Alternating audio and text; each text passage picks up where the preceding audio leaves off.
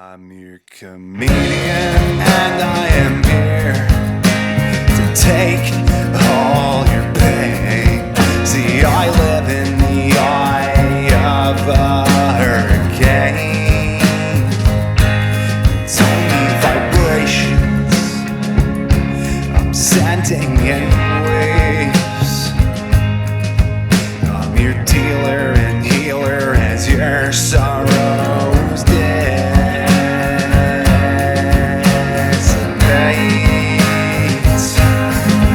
'Cause when you're about to stroke out, I sell jokes for clown, and I'll never run out. 'Cause this is the world of boy and girl. Heartbreak, love unfurled, and there's sadists and rapists, and you need to pay this and that. And that chemo treatment makes your mom real sick, and you want to rage and tell that nurse she's a dick. So come see me, 'cause I am free. I'm the right kind of fucked up, or I'm only happy if everyone's happy around me. And I need you to be giggling. Life's too short not to take a chance, and maybe I could make those sorrows dance. And fuck, Ladies and gentlemen, welcome to the greatest podcast, mankind's history. This is the anti-George Carlin podcast. And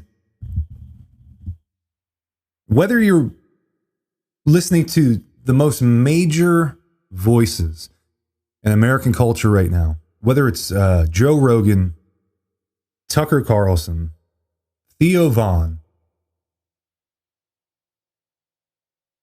you'll notice they're all pointing towards the same thing.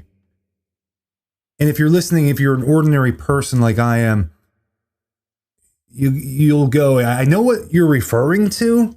I know what you're saying without actually knowing what you're saying. I know they're pointing towards corruption, fraud, workplace injustice, people grouping in general. I see it where people group, but I can't articulate or precisely define what they're pointing at, although I see what they are pointing towards: a brighter future. Traditional values and culture that has been lost. Because if you blur morality, like I briefly mentioned in a last podcast, Hassan Parker, terrorism's good. You go, no, it's not. You're Islamophobic. You see these tactics being utilized, but you can't define abuse. Well, now you can. That's DARVO. That's deny, accuse, reverse victim offender role. It's a manipulation tactic. Ad hominem. An ad hominem is a political tactic to assassinate someone's personal character through smear campaigns and lies, rather than discussing what's being said and the merit of that. It's a shortcut that idiots use, and you'll notice that even in local law enforcement. I was a victim of grand larceny, hacking scams. You'll notice 500,000 subscribers. I'm fucking killing it, dude. I am fucking killing it, apparently, right? So this is a scam. It's Google Ads. You can Google this in real time. Google ad scams. Federal law enforcement is all over this, but police, local police, they gaslit me. Said, "You're nuts. You talked about Russian spies." This is Bethlehem Police I'm referring to specifically. I went to high school. You'll see this fraud everywhere. Everyone's talking about it. Major voices are talking about it. And the comedy world is pretty fucking small. I'm like 2 degrees away from Shane Gillis. I know this person who did comedy. It's very small. I believe most things are like that. I believe most things were a profession where they group. You're a couple degrees away from bullshit or the real deal. That's pretty much it. And in local law enforcement, I can imagine in local communities, It works like this. You're a new cop. I went to high school with some of these people at Bethlehem Police. I know, you know right from wrong. You didn't go into law enforcement to hurt whoever you want, and that's just the way it is. And I can imagine in law enforcement, that's the way it goes. Shut up. That person's nuts. If you're not in, you're out. They use these group dynamics, and it's not that simple. And a lot of times, local law enforcement has a influx of people that have these grandiose narcissistic traits. And that's what Theo Vaughn, Tucker Carlson, Joe Rogan, they're all pointing at that. Malignant narcissistic traits, which ordinary people don't possess and see the world through a power dynamic. That's just not something that's what people who are easily corruptible, liars, cheats, fraudsters, scammers, losers, deadbeats, people with multiple baby daddies, baby mamas. These are losers that should have been outcasted from society, but for whatever reason, we got manipulated as a total, it's a reverse titrated, one step at a time, psychological operation, not by the government. It's not by the government, it's by local criminals. Organized, because you can imagine people group. Comedians do, musicians do, whatever. It doesn't matter what your profession, they group. And you go, this is us, we're this identity. Criminals are the same way. So they all use these techniques, which is manipulation tactics, and they see the world through, I can get whatever I want, whenever I want, by any means necessary. And the means justify the ends. It means me being rich, doesn't matter who I destroy. I'll corrupt local police departments. And what happened to me was I noticed a similarity, and I'm going to be talking about what Joe Rogan, Theo Vaughn, they're all pointing towards corruption at a grand scale. But it's not that it's all connected. It's that's what people do, unfortunately. These people take shortcuts. They lie. They manipulate. They try and get there quicker. But guess what? People are waking up. People are waking up to the reality of being human. And what that means is sometimes doing the hard thing and being honest. And I've noticed the only people that have helped me with my fraud, terrorism, the group harassment, slander, trying to push me out of society and isolate me and take away my constitutional rights. That was not clickbait. This is real. I went to a medical facility, and AI voice recognition software manipulated doctors into thinking I was a harm to myself or others. It's not true, never was true, never will be true. And yet I see it in the medical system. I see it in local law enforcement. I see it in business. When I was working at, it's either management versus union. And I was one of the few management, and you're screwed, man. There's too many of the union guys. There's a clash, and there's an us versus them mentality with the criminals versus ordinary people. And I'm trying to inspire ordinary people to stand up for what you believe in. Because in 10 years from now, if you go along like lemmings and you go, yeah, that guy's Ross now, he's nuts. I'm going to go along with the lies, because right now it appears they have more power. You're doing yourself a disservice. You will not recognize your life in 10 years if you go along with lies. It creates hell. Jordan Peterson studied atrocities. The one connecting piece is lies lead to hell. I refuse to. I'm not lying. I refuse to. And you got to take away my freedom of speech as well. You already took my constitutional right to bear arms. There's too many businesses affected, 20 businesses affected in my personal case. And I've noticed one commonality with the people that have helped me. These are strong, ordinary people, whether it's the veteran who's in the business of helping people at a business in which helps people. You don't get in the way of people healing. Local law enforcement can, or criminals can, but on the federal scale, where people are educated, no, you don't do that, especially the veterans. So this veteran got the ball rolling. How cliche. Someone who's been through real stuff got the ball rolling and saw what I was seeing in the medical facility, said he's being harassed, slandered, this is bad. A clinical director at another facility who has a very progressive, it's not ideologically based, it's a very progressive, state-of-the-art new treatment center in Pennsylvania that's designed for veterans. She's in the business of helping people. She's highly intelligent. She knows that wasn't safe.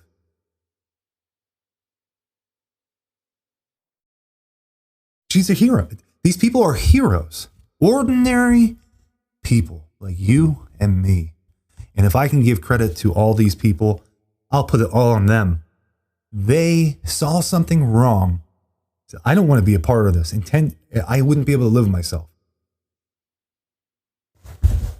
Local law enforcement in Bethlehem, they don't understand this.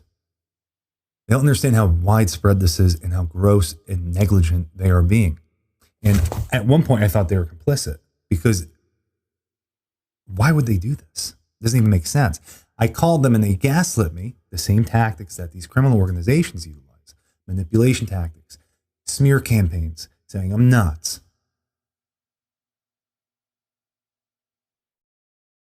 I'm an ordinary person. If this is happening to me, and you've seen it happen to Trump, you've seen it happen to major figures. I'm an ordinary person. This is coming your way. This is coming your way.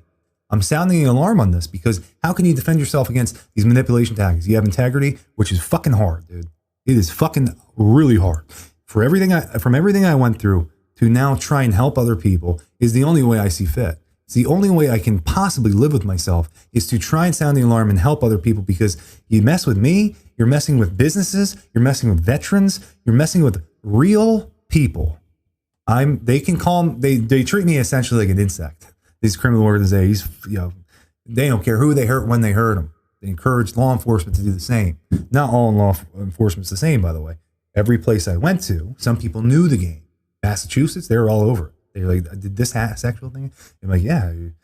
New Jersey, pretty stable. Nothing like what I experienced at Bethlehem. There's something wrong. There's something just totally wrong in Bethlehem.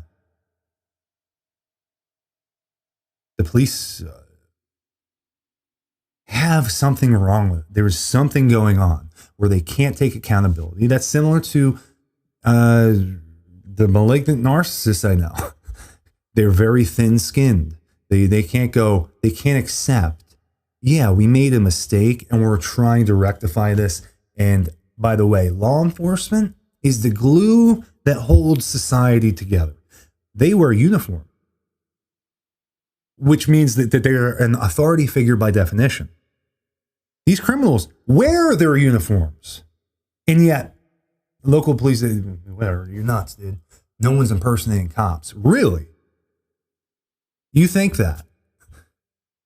I have physical evidence now of this Google scan. I mean, everyone sees it. 500,000. What is going on?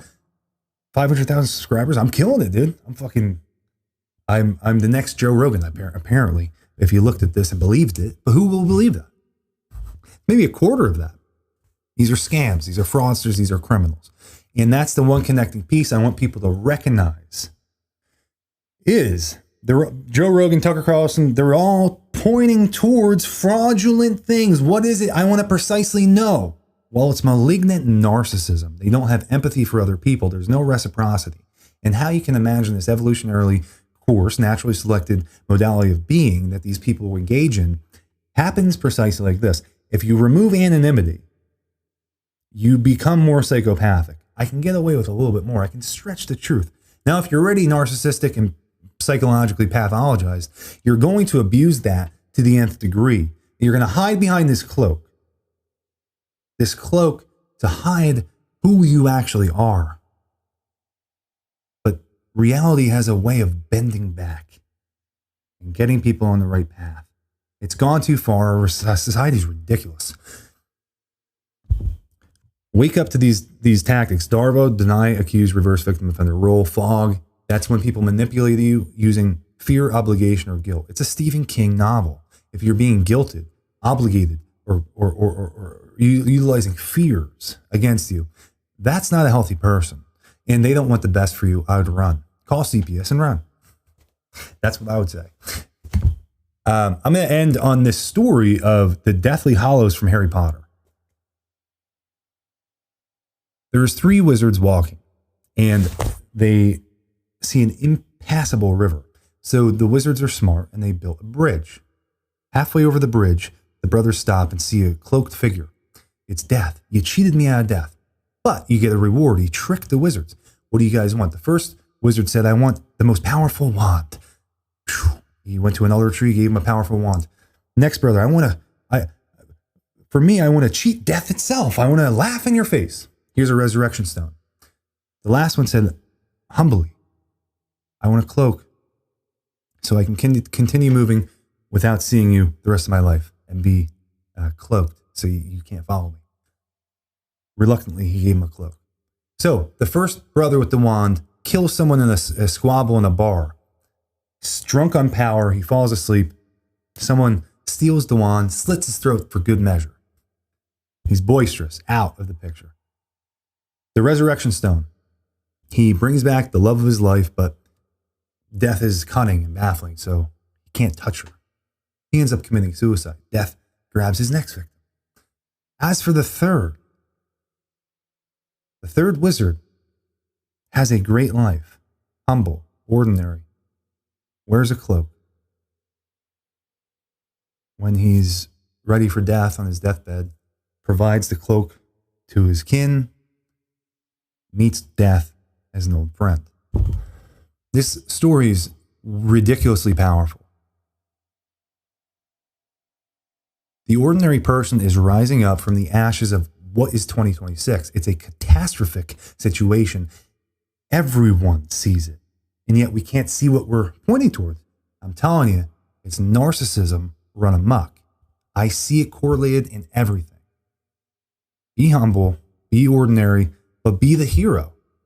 Because you possess the same skills as a veteran or clinical director has. It's like picking you up by parking in New York, thinking bullies don't hit dorks, getting laid with a strapper. No, actually that is the Big Dipper. And some things you just don't have a clue.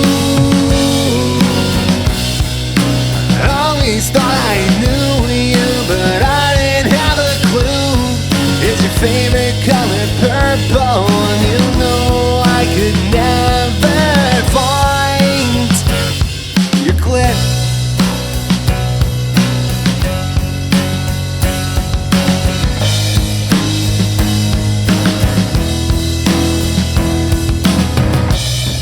Like gossip at the office, just a tipper, I'll get off this. Or actors in a photograph, or being picked last in gym class. Some things will bring you down, just like always thought I knew you, but I didn't have a clue. Is your favorite color purple? And you know I could never stand our conversations. You talk way too much when, well, your turn ends. Great, now